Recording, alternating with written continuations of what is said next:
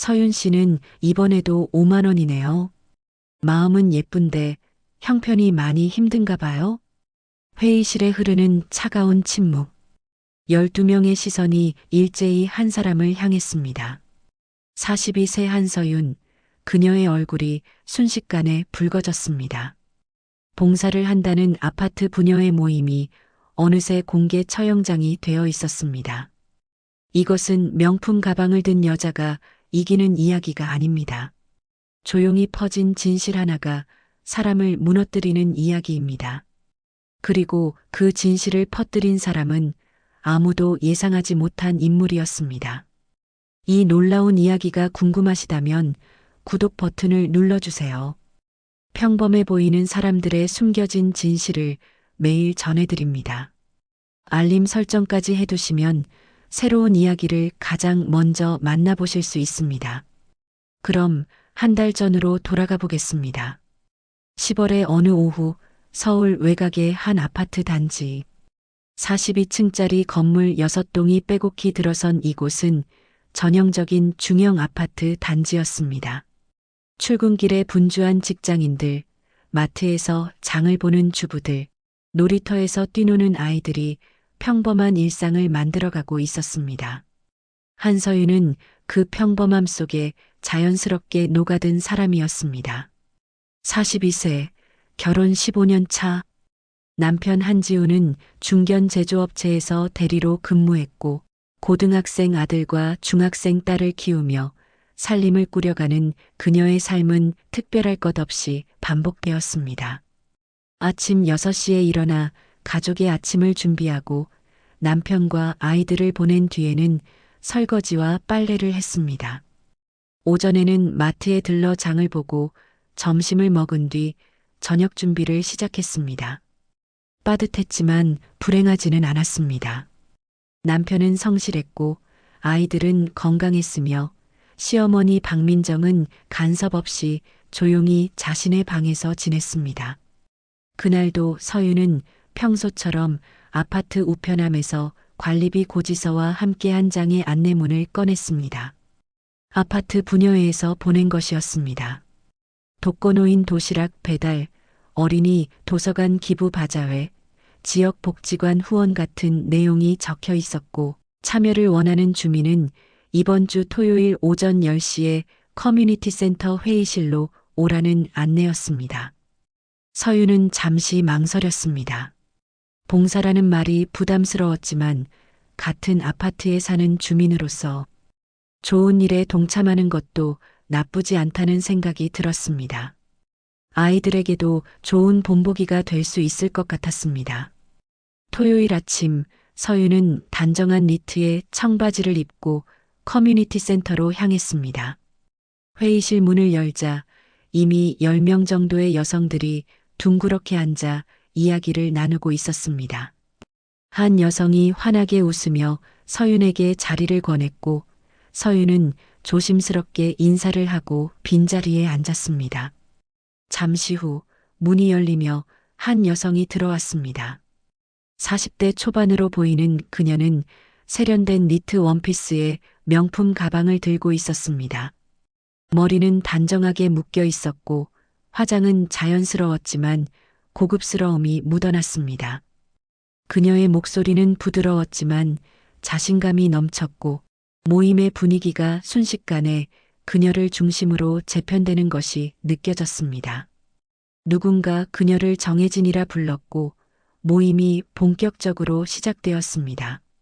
서윤은 그때 알았습니다. 이 모임에는 보이지 않는 위계가 있다는 것을. 정혜진은 자리에 앉자마자 자연스럽게 회의를 주도하기 시작했습니다. 그녀는 테이블 위에 태블릿을 꺼내놓고 지난달 활동 내역을 보여주었습니다. 독거노인 도시락 100인분 배달, 어린이 도서관 책 기증, 지역 복지관, 후원금 전달 같은 내용이 사진과 함께 정리되어 있었고 회원들은 감탄하며 고개를 끄덕였습니다. 정혜진은 따뜻한 목소리로 이번 달 계획을 설명했습니다. 독거노인 100명에게 김장 김치를 전달하고 복지관 아이들에게 겨울 외투를 선물하고 지역 아동센터에 난방비를 지원한다는 내용이었습니다. 그녀는 김장 김치 한 통에 5만 원, 외투 한 벌에 10만 원이 필요하다고 했고 자연스럽게 지난달 회원들의 기부 내역을 화면에 띄웠습니다. 이름과 금액이 하나씩 호명되었습니다. 금액이 클수록 박수가 나왔고 해당 회원은 겸손하게 손사래를 쳤습니다.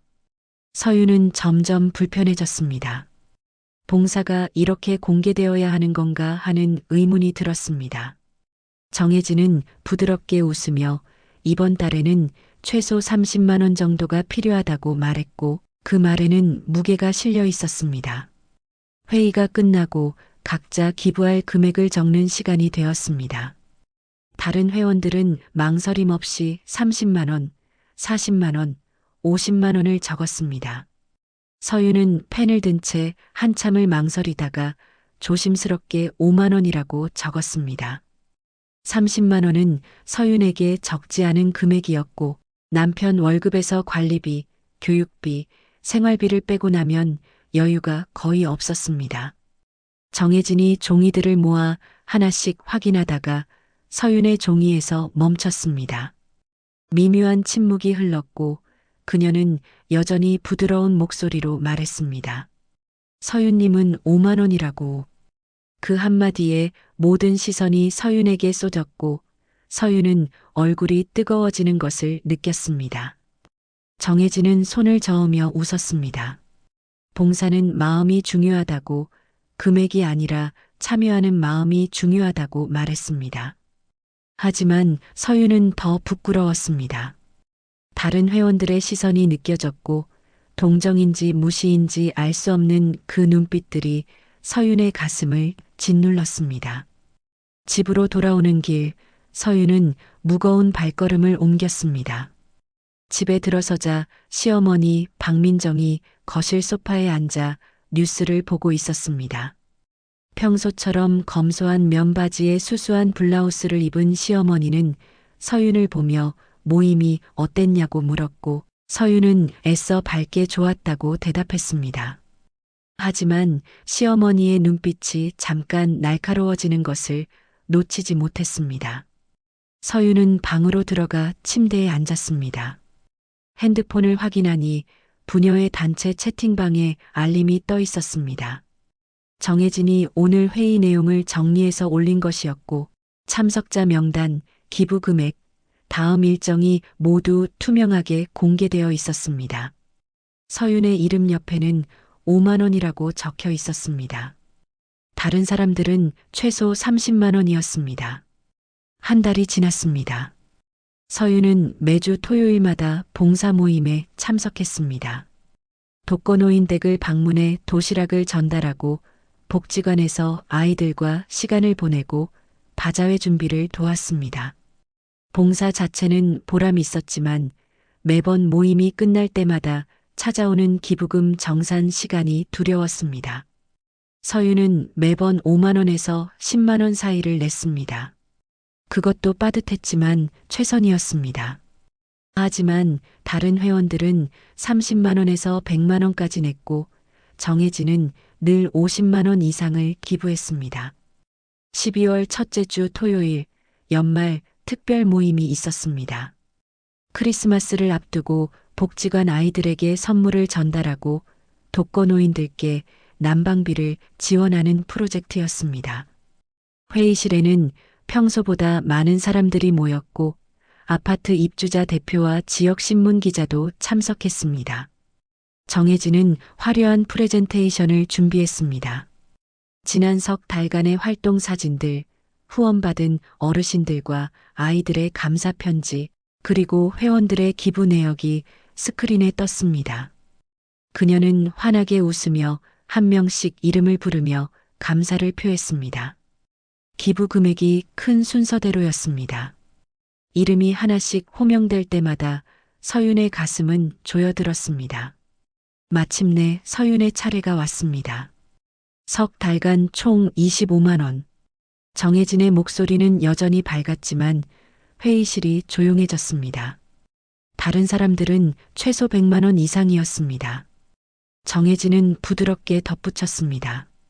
서윤님은 마음이 정말 예쁘다고, 형편이 조금 어려운 것 같은데도 매번 빠지지 않고 참여해준다고 말했습니다.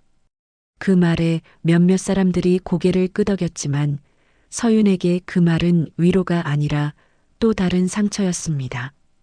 형편이 어렵다는 말이 공개적으로 언급된 것입니다. 회의가 끝나고 다과 시간이 되었습니다. 서윤은 구석에 서서 커피를 마시고 있었는데 몇몇 회원들의 대화가 들렸습니다.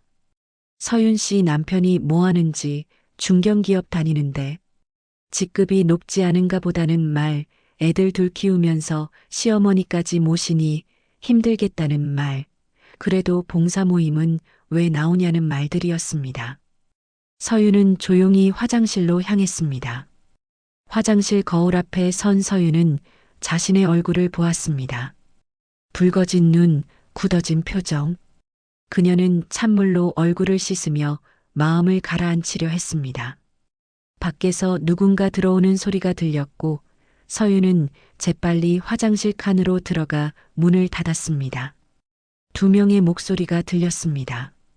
혜진 언니 말이 좀 직설적이긴 한데 사실이라는 말, 형편 안 되면 억지로 나올 필요 없다는 말, 봉사도 어느 정도는 여유가 있어야 하는 거 아니냐는 말이었습니다. 서윤은 숨을 죽이고 가만히 서 있었고 그들이 나간 뒤에야 칸 밖으로 나왔습니다. 거울 속 자신의 눈에 눈물이 고여 있었습니다. 그날 밤 서윤은 잠을 이룰 수 없었습니다. 다음 날 아침 핸드폰에 알림이 떴습니다. 정혜진에게서 온 개인 메시지였습니다. 어제 모임 참석해줘서 감사하다는 말, 혹시 기분 상한 건 아닌지 걱정된다는 말이었습니다. 서윤은 괜찮다고 답장을 보냈고 곧 정혜진의 답장이 왔습니다. 다음 달 신년 특집 행사가 있는데 이번엔 조금 더 큰 규모로 준비한다는 말, 혹시 이번에는 좀 더 참여할 수 있을지, 금액을 조금만 올리면 다른 분들 시선도 달라질 것 같다는 말이었습니다. 서윤은 형편이 여의치 않다고 답장을 보냈고 정혜진의 답장은 즉시 왔습니다. 그럼 이번 행사는 부담 없이 참관만 해도 된다는 말, 하지만 아이들 생각해서라도 모임에서 빠지면 안 좋다는 말, 우리 아파트 엄마들이 다 아는데 봉사 안 하는 집이라고 소문나면 아이들한테도 안 좋을 것 같다는 말이었습니다. 서윤은 숨이 막혔습니다. 아이들 이야기까지 꺼낸 것입니다. 그날 오후 단체 채팅방에 정혜진의 메시지가 올라왔습니다. 신년 특집 행사 안내였고 목표 금액은 1,000만 원이었습니다. 회원이 15명이니 1인당 평균 60만 원 이상이었습니다. 채팅방에 반응이 올라오기 시작했습니다. 100만 원, 50만 원, 70만 원을 기부하겠다는 메시지들이 줄을 이었습니다. 서윤은 핸드폰을 보며 한숨을 쉬었습니다. 그때 정혜진의 메시지가 또 올라왔습니다. 참여가 어려운 분들은 미리 말씀해 달라는 것, 이번 행사는 언론에도 나갈 예정이라 참여 명단을 정확히 파악해야 한다는 말이었습니다. 저녁 식사 시간 시어머니가 서윤에게 요즘 얼굴이 안 좋아 보인다고, 봉사 모임은 잘 되고 있냐고 물었습니다. 서윤은 잘 되고 있다고 대답했지만 시어머니는 더 묻지 않았습니다. 하지만 그 눈빛은 무언가를 알고 있다는 듯 했습니다. 밤 11시 서윤은 침대에 누워 핸드폰을 확인했습니다. 단체 채팅방에는 계속 메시지가 올라오고 있었고 회원들이 하나씩 기부 금액을 밝히고 있었습니다. 서윤만 아직 답을 하지 않았습니다. 다음 날 아침 정혜진에게서 또 개인 메시지가 왔습니다. 아직 답변을 안 주었는데 혹시 고민 중이냐는 말, 이번 행사는 정말 중요해서 아파트 이미지에도 영향을 준다는 말, 참여 못하면 미리 말씀해 달라는 말 대신 다른 분들께는 양해를 구해야 할 것 같다는 말이었습니다. 서윤은 떨리는 손으로 이번에는 10만 원 참여하겠다고 답장을 썼습니다. 정혜진의 답장은 즉시 왔습니다. 솔직히 말씀드리면 다른 분들이 최소 50만 원인데 10만 원은 좀 그렇다는 말, 다른 분들 기분도 있다는 말, 이번만 좀 더 힘내줄 수 없냐는 말이었습니다. 서윤은 핸드폰을 내려놓고 눈을 감았습니다. 눈물이 흘러내렸습니다. 다음 날 아침 서윤은 평소보다 일찍 일어났습니다. 잠을 설친 탓에 눈밑이 푸르스름했습니다. 부엌에서 아침 준비를 하는데 시어머니 박민정이 나왔습니다. 평소보다 이른 시간이었고 시어머니는 조용히 식탁에 앉아 서윤을 지켜보았습니다. 시어머니는 어젯밤에 잠 못 잤다고, 거짓말하지 말라고, 눈 보면 안다고 말했습니다. 그리고 봉사 모임 때문이냐고 물었습니다. 서윤의 손이 떨렸고 국자를 든 손에서 힘이 빠졌습니다. 서윤은 괜찮다고, 자기가 알아서 하겠다고 말했지만 시어머니는 알아서 한다는 게 혼자 끙끙 앓는 거냐고 물었습니다. 시어머니는 일어나 서윤 옆으로 와서 어깨를 토닥이며 힘들면 말하라고, 혼자 참지 말라고 말했습니다. 서윤은 고개를 돌렸습니다. 눈물이 날 것 같았습니다. 시어머니는 더 묻지 않았지만 그날 이후 시어머니의 눈빛이 달라졌습니다. 토요일 아침 서윤은 봉사 모임에 가려고 준비를 했습니다. 시어머니가 힘들면 빠져도 된다고, 봉사가 의무는 아니라고 말했습니다. 서윤은 쓴웃음을 지으며 빠지면 더 힘들다고 말했습니다. 그 한마디에 시어머니의 표정이 굳어졌습니다. 서윤이 나간 뒤 시어머니는 거실 소파에 앉아 생각에 잠겼습니다. 며느리가 매주 모임에서 돌아올 때마다 얼굴이 어두워지는 것, 핸드폰 알림에 움찔하는 것, 잠을 설치는 것이 모두 이상했습니다. 시어머니는 천천히 자리에서 일어나 자신의 방으로 갔습니다. 오랫동안 사용하지 않았던 서재 책상 서랍을 열었습니다. 오래된 명함들이 나왔습니다. 대기업 임원들, 언론사 간부들, 공공기관장들의 명함이었습니다. 박민정은 젊은 시절 대기업 홍보실에서 일했고 위기관리 컨설팅 회사를 거쳐 여러 조직의 문제를 해결하는 전문가로 일했습니다. 은퇴 전까지 그녀가 다룬 사건들은 수십 건이었습니다. 부당한 권력, 은밀한 비리, 교묘한 괴롭힘을 조용히, 그러나 정확하게 무너뜨렸습니다. 은퇴 후 그녀는 평범하게 살기로 결심했습니다. 권력 다툼도, 정치 싸움도, 복잡한 인간관계도 모두 내려놓고 작은 아파트에서 검소하게, 조용하게 살고 싶었습니다. 하지만 며느리가 힘들어하는 것을 보고만 있을 수는 없었습니다. 오후 4시 서윤이 모임에서 돌아왔습니다. 얼굴이 창백했고 눈가가 붉었습니다. 시어머니는 서윤을 불러 앉히고 물었습니다. 솔직하게 대답하라고, 봉사 모임에서 누가 괴롭히냐고. 서윤은 깜짝 놀라 고개를 저었지만 시어머니는 왜 매주 울면서 들어오냐고, 거울을 보라고, 내 눈을 보라고 말했습니다. 서윤은 더 이상 거짓말할 수 없었습니다. 그냥 자기가 형편이 안 돼서 기부를 많이 못하니까 좀 눈치가 보인다고 말했습니다. 시어머니는 고개를 끄덕이며 그 모임 주도하는 사람 이름이 뭐냐고 물었습니다. 서윤은 잠시 망설이다 정혜진이라고, 우리 아파트 부녀회 회장이라고 대답했습니다. 시어머니는 그 이름을 마음속에 새겼습니다. 서윤이 방으로 들어간 뒤 시어머니는 다시 서재로 갔습니다. 노트북을 켰습니다. 오랜만에 만지는 키보드였지만 손은 익숙하게 움직였습니다. 아파트 부녀의 홈페이지를 찾았고 지역 커뮤니티 게시판도 확인했습니다. 봉사 모임 활동 내역, 기부금 사용 내역, 회원 명단이 모두 공개되어 있었습니다. 시어머니는 천천히 화면을 내리며 자료를 살폈습니다. 숫자를 확인하고 날짜를 대조하고 패턴을 파악했습니다. 30년간 해온 일이었습니다. 그날 밤 늦게까지 시어머니는 서재에서 나오지 않았습니다. 그리고 마침내 작은 실마리 하나를 발견했습니다. 기부금 사용 내역 중 일부가 애매하게 처리되어 있었습니다. 행사비라는 명목으로 상당한 금액이 빠져나갔지만 구체적인 내역은 없었습니다. 다음 주 내내 시어머니는 조용했습니다. 평소처럼 거실에서 뉴스를 보고 식사 준비를 돕고 산책을 나갔습니다. 하지만 서유는 느낄 수 있었습니다.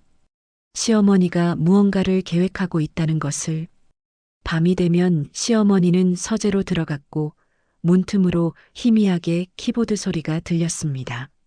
목요일 저녁 서윤이 설거지를 하고 있을 때 시어머니가 부엌으로 왔습니다. 시어머니는 봉사 모임 단체 채팅방을 보여줄 수 있냐고 물었고 서윤은 망설였지만 핸드폰을 꺼냈습니다. 시어머니는 천천히 화면을 내리며 메시지들을 읽었습니다. 정혜진이 올린 활동 사진들, 기부금 내역, 회원들의 댓글, 그리고 서윤에게 보낸 개인 메시지까지 아무 말 없이 모든 것을 확인했습니다. 시어머니는 몇 개의 대화를 캡처했습니다. 특히 정혜진이 기부금을 압박하는 메시지들과 금액을 공개한 대화 내용들이었습니다. 그리고 다시 서재로 들어갔습니다. 금요일 오전 시어머니는 외출했습니다. 평소에는 거의 외출하지 않는 분이라 서유는 의아했습니다.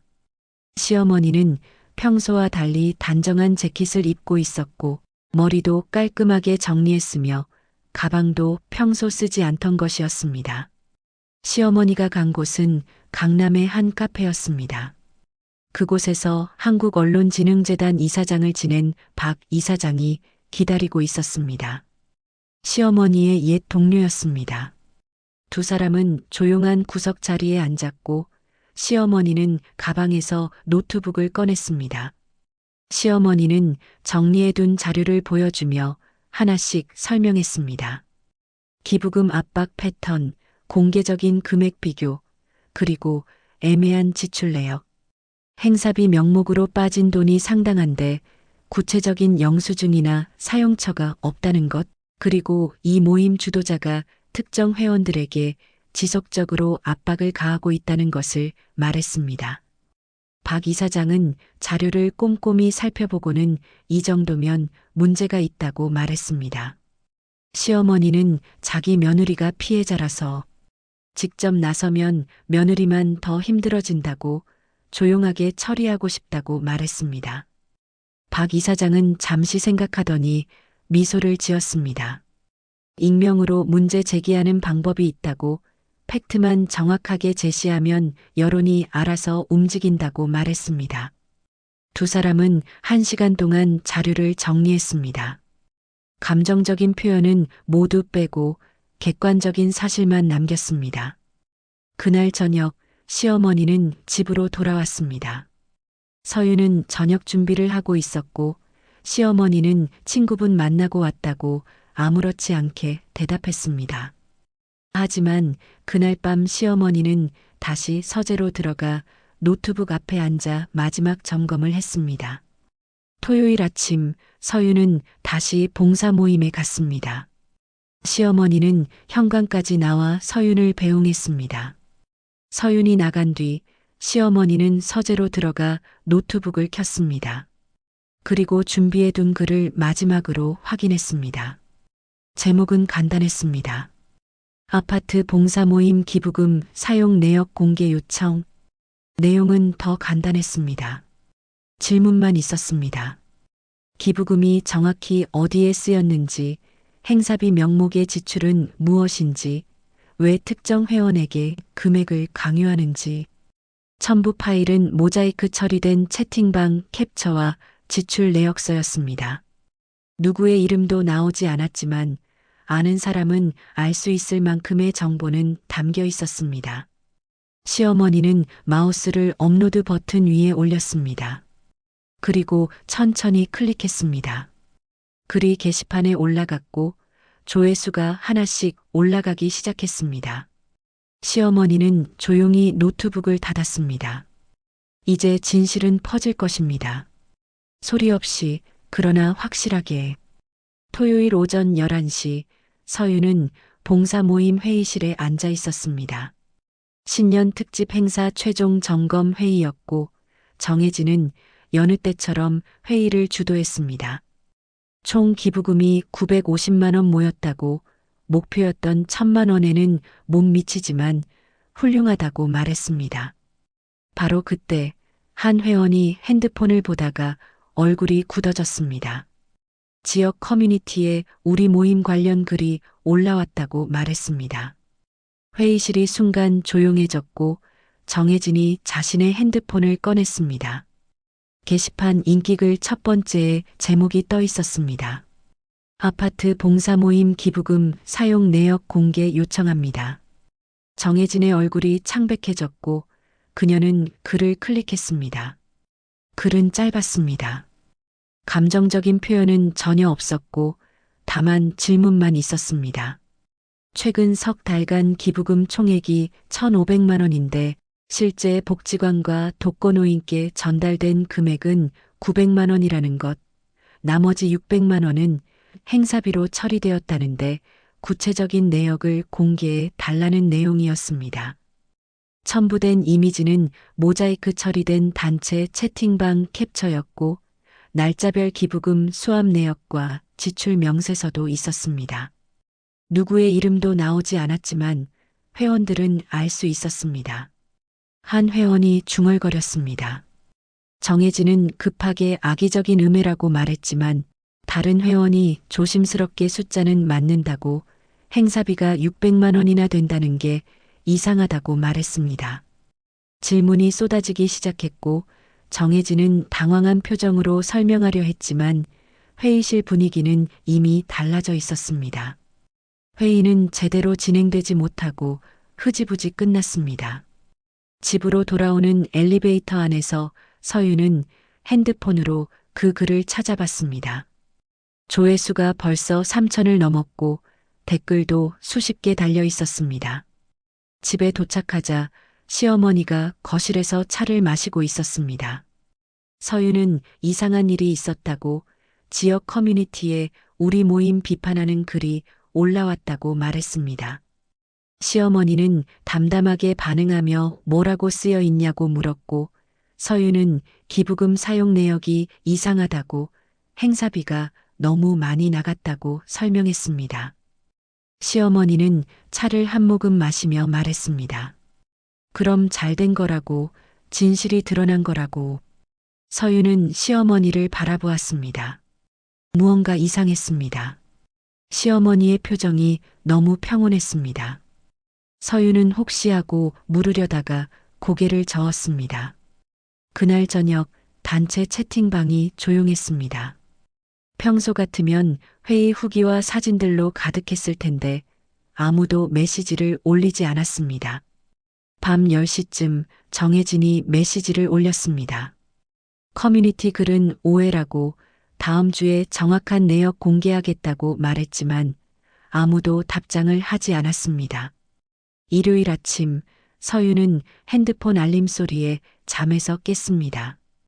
지역 커뮤니티 앱이었고 댓글 알림이 수십 개 쌓여 있었습니다. 어제 올라왔던 그 글의 조회수가 만을 넘었고 댓글은 100개가 넘었습니다. 회원들이 익명으로 댓글을 달고 있었습니다. 행사비 내역을 한 번도 본 적 없다는 말, 기부금 강요하는 분위기가 이상했다는 말, 못 내면 눈치를 준다는 말, 특정 사람이 계속 금액 압박을 했다는 말들이 쏟아져 나왔습니다. 서윤의 손이 떨렸습니다. 자신만 불편했던 게 아니었습니다. 다른 사람들도 똑같이 느끼고 있었습니다. 다만 말하지 못했을 뿐이었습니다. 오전 10시쯤 정혜진이 단체 채팅방에 긴 메시지를 올렸습니다. 행사비 600만 원은 회의실 대관료, 홍보물 제작, 자원봉사자, 식비, 교통비 등으로 사용되었다고 영수증은 모두 보관하고 있으니 필요하면 공개하겠다고 말했습니다. 하지만 회원들의 반응은 차가웠습니다. 영수증을 공개해달라는 요청, 구체적으로 얼마씩 쓰였는지 알고 싶다는 질문이 이어졌습니다. 오후가 되자 상황은 더 악화되었습니다. 커뮤니티에 새로운 글이 올라왔습니다. 그 모임에 석 달 참여했다가 나왔다는 사람의 글이었고, 기부 압박이 심해서 나왔다는 내용, 30만 원 이하로 내면 눈총 받는 분위기였다는 내용, 한 번은 5만 원 냈다가 회의 중에 형편 어렵냐는 말까지 들었다는 내용이었습니다. 댓글이 폭발적으로 달렸습니다. 이건 봉사가 아니라 괴롭힘이라는 말, 돈으로 사람 서열을 매기는 거라는 말, 형편 어렵다고 공개적으로 말하는 건 인권 침해라는 말, 이런 모임은 해체되어야 한다는 말들이 이어졌습니다. 저녁 무렵 아파트 관리사무소에서 공지가 올라왔습니다. 부녀의 봉사 모임 관련 민원이 다수 접수되어 임시활동 중단을 요청한다는 내용, 기부금 사용 내역 감사가 진행될 예정이라는 내용이었습니다. 서윤은 핸드폰을 내려놓고 거실로 나왔습니다. 시어머니가 저녁 준비를 돕고 있었고 서윤은 모임이 활동 중단되었다고 말했습니다. 시어머니는 고개를 끄덕이며 잘 됐다고 말했습니다. 서윤은 조심스럽게 물었습니다. 어머님이 한 거냐고. 시어머니는 잠시 멈췄다가 서윤을 돌아보았습니다. 자기가 뭘 했냐고 물었고 서윤은 그 커뮤니티 글을 어머님이 올린 거 아니냐고 물었습니다. 시어머니는 작은 미소를 지었습니다. 엄마는 그냥 진실이 드러나도록 도와줬을 뿐이라고, 글을 쓴 건 자기지만 그 내용이 거짓이었냐고, 아니라고, 사실이었다고 말했습니다. 서윤의 눈에 눈물이 고였습니다. 시어머니는 서윤의 어깨를 토닥이며 말했습니다. 우리 며느리 힘들어하는데 엄마가 가만히 있겠냐고. 엄마는 그냥 팩트를 정리했을 뿐이고 나머지는 여론이 알아서 한 거다고. 세상은 큰 소리로 싸울 필요 없다고. 진실은 조용히 퍼진다고. 거짓말은 아무리 크게 외쳐도 결국 무너진다고 말했습니다. 그날 밤 단체 채팅방에 정혜진의 마지막 메시지가 올라왔습니다. 여러분께 죄송하다고, 모임을 운영하면서 많이 부족했다고, 앞으로 회장직에서 물러나겠다고, 영수증과 기부금 내역은 관리사무소에 제출하겠다고 말했습니다. 그리고 잠시 후 정혜진 님이 대화방을 나갔다는 알림이 떴습니다. 한 달이 지났습니다. 아파트 관리사무소에 감사 결과가 나왔습니다. 기부금 중 400만 원가량이 용도 불명확하게 사용되었다는 내용이었고 정혜진은 해명하지 못하고 그 금액을 개인적으로 변상했습니다. 봉사 모임은 새롭게 재편되었습니다. 회원들이 돌아가며 회계를 맡았고 모든 지출은 투명하게 공개되었습니다. 새로운 회장이 된 김미경은 이번 달 기부는 각자 형편에 맞게 해달라고 5만 원이든 100만 원이든 모두 소중하다고 말했습니다. 더 이상 금액 비교는 없었고 누가 얼마를 냈는지도 공개하지 않았습니다. 서윤은 여전히 5만 원에서 10만 원 사이를 냈지만 이제는 부끄럽지 않았습니다. 어느 토요일 오후 서윤은 독거노인 댁에 도시락을 배달하고 돌아왔습니다. 집에 도착하니 시어머니가 거실에서 차를 마시고 있었고 서윤은 시어머니 옆에 앉았습니다. 서윤은 그때 정말 고마웠다고 말했고 시어머니는 또 그 얘기냐며 웃었습니다. 시어머니는 자기가 한 건 별거 없다고 그냥 사실을 정리했을 뿐이라고 나머지는 다 진실의 힘이라고 말했습니다. 서윤은 어머님은 어떻게 그렇게 조용하게 일을 처리하냐고 직접 나서서 따질 수도 있었다고 말했습니다. 시어머니는 잠시 생각하더니 대답했습니다. 엄마가 젊었을 때 배운 거라고 세상에서 가장 강한 건 소리 지르는 사람이 아니라 진실을 가진 사람이라는 것, 그리고 진실은 억지로 외칠 필요 없이 조용히 보여주기만 하면 사람들이 알아서 판단한다고 말했습니다. 며칠 후 서윤은 마트에서 우연히 정혜진을 마주쳤습니다. 예전의 화려한 모습은 온데간데 없었고 수수한 점퍼에 평범한 청바지를 입은 그녀는 카트를 밀며 세일 코너를 살피고 있었습니다. 두 사람의 눈이 마주쳤고 서윤이 먼저 인사했습니다. 정혜진은 어색하게 고개를 숙이며 작은 목소리로 인사했습니다. 서윤이 요즘 어떻게 지내냐고 물었고 정혜진은 그냥 지낸다고 서윤 씨한테 정말 미안하다고 자기가 너무 심했다고 말했습니다. 서윤은 담담하게 됐다고 이제 다 지나간 일이라고 말했습니다. 서윤은 조용히 카트를 밀어 그 자리를 벗어났습니다. 뒤돌아보지 않았습니다. 집으로 돌아와 장을 정리하는데 시어머니가 누구 만났냐고 물었고 서윤은 정혜진 씨를 마트에서 우연히 만났다고 미안하다고 했다고 말했습니다.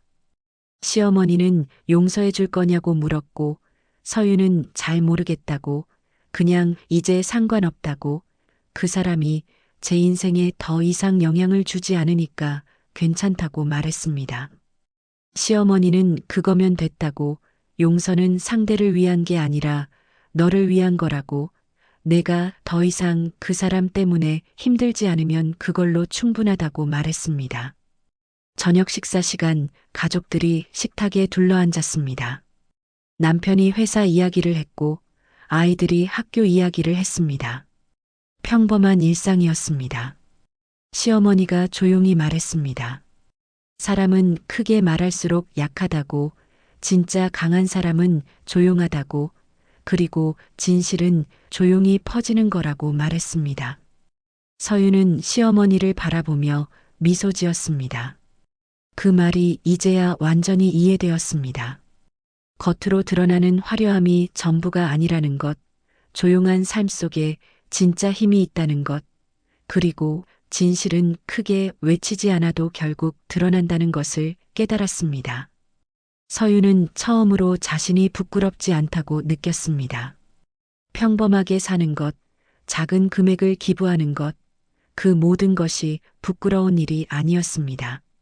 진짜 부끄러운 건 거짓으로 포장한 삶이었고 그 거짓은 결국 조용히 무너졌습니다.